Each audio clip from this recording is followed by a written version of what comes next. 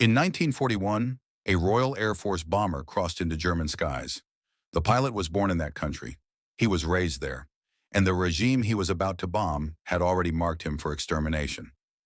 This is the story of Peter Stevens, the Jew who bombed Hitler's Germany, then hid inside it.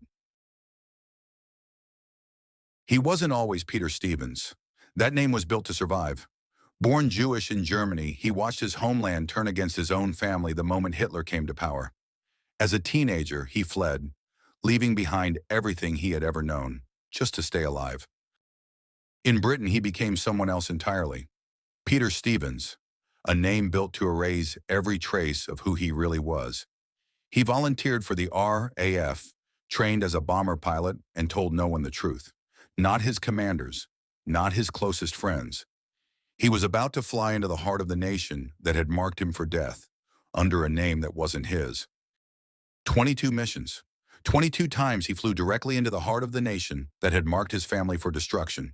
He wasn't bombing a faceless enemy.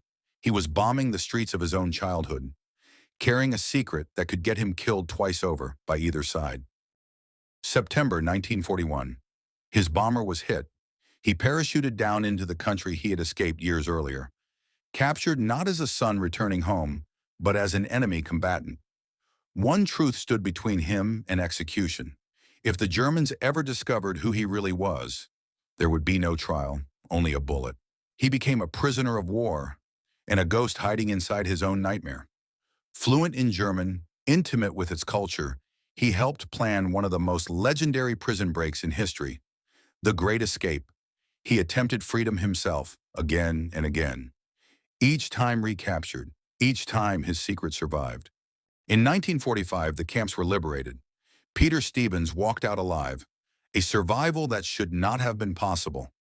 Only then could the truth finally be told.